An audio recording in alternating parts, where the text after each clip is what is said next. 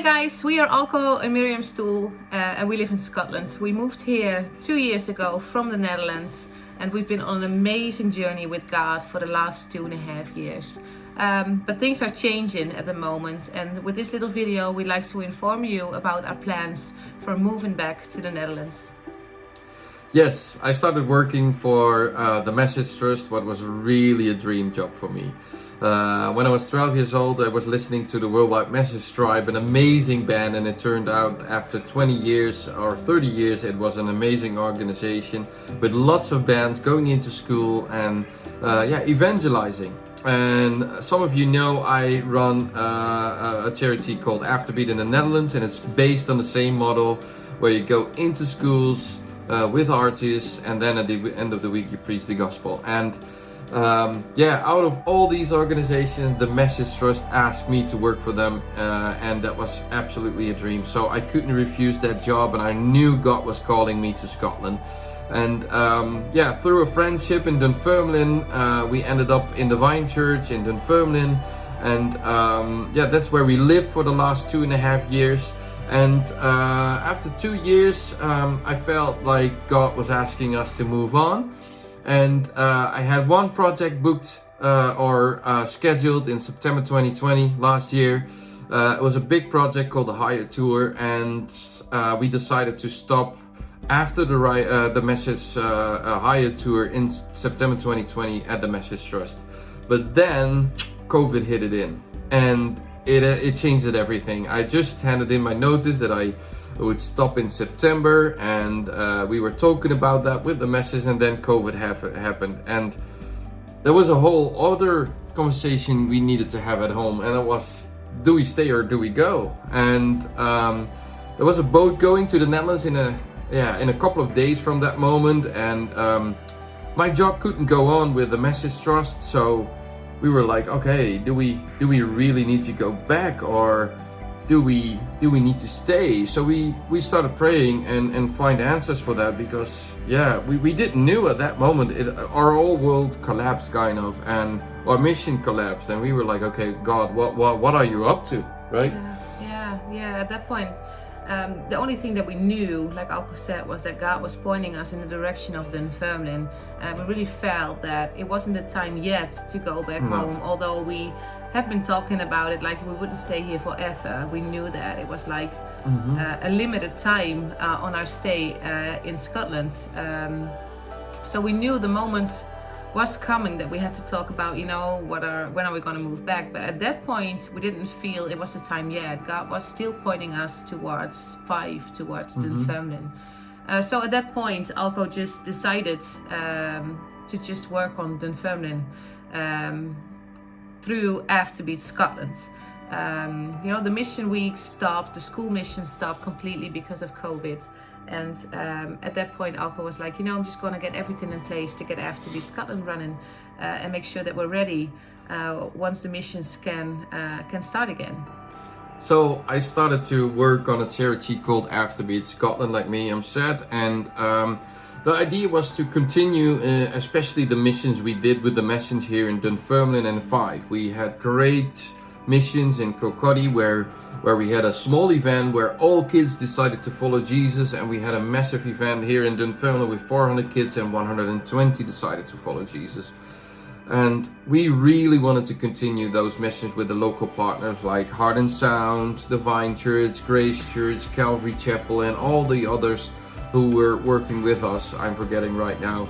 Ignite Missions from Sunderland was helping with this mission as well. And we wanted to continue that mission annually. So we decided to start this charity, and we felt that was the next move God wanted us to do. So we started this charity and we started praying, and then one day it hit me that God told me, like, okay, call Tim, he's your guy, he needs to take over.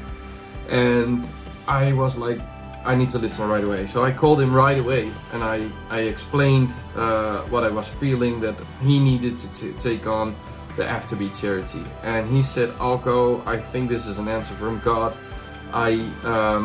If you would ask me 5 years ago to do this, I would be like, oh, I don't know how to start and where to start.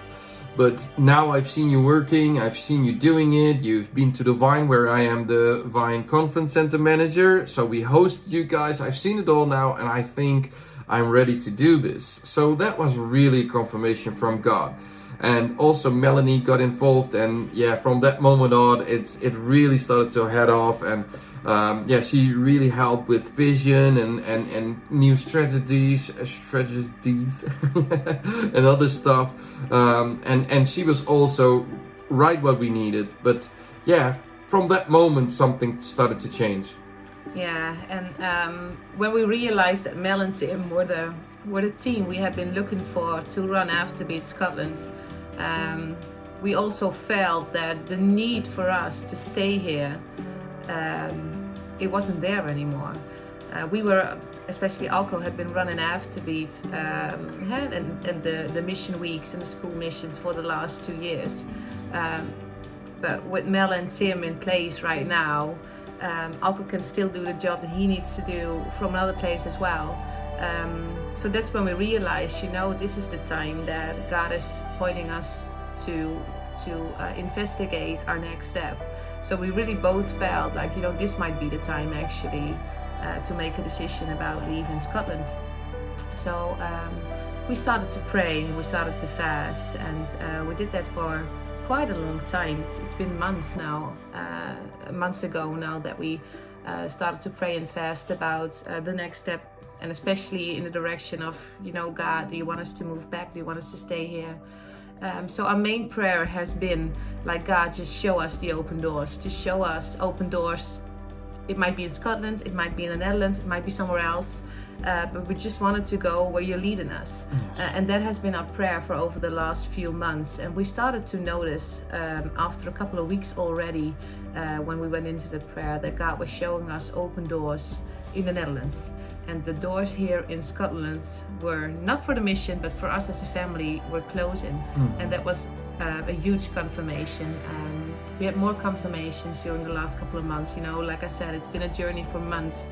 A lot of stuff happens, but overall we can really see and we can really tell people as well that God is pointing us in the direction of the Netherlands. Yes.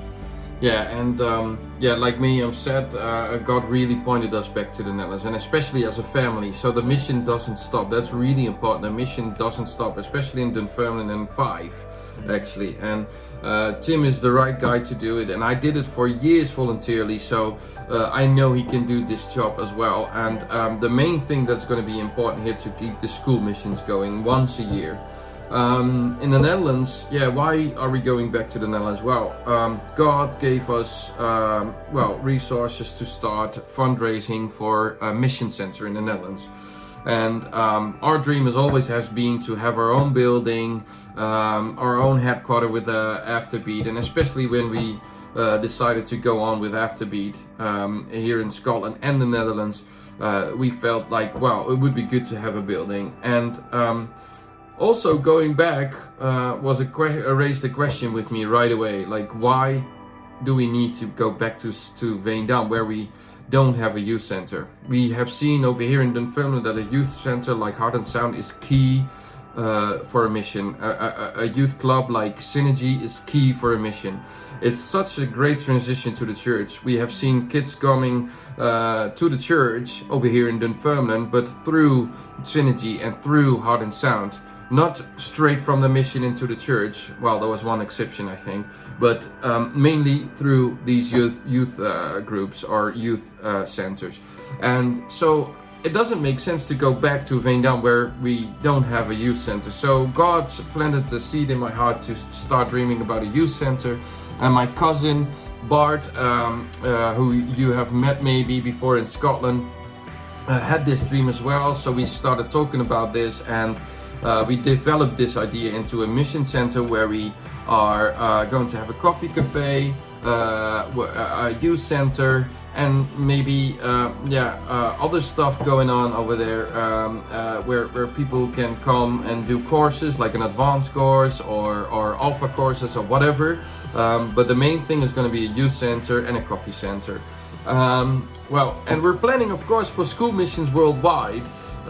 We had interest from Estonia, Colorado, Florida. We're talking, with lots of people. We can't do anything right now. So I felt really God gave me this vision for the next 2 years to focus on this instead of the school missions.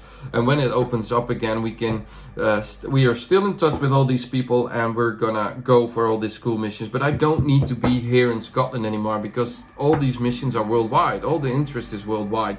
So the mission doesn't end. The school missions don't end in the future.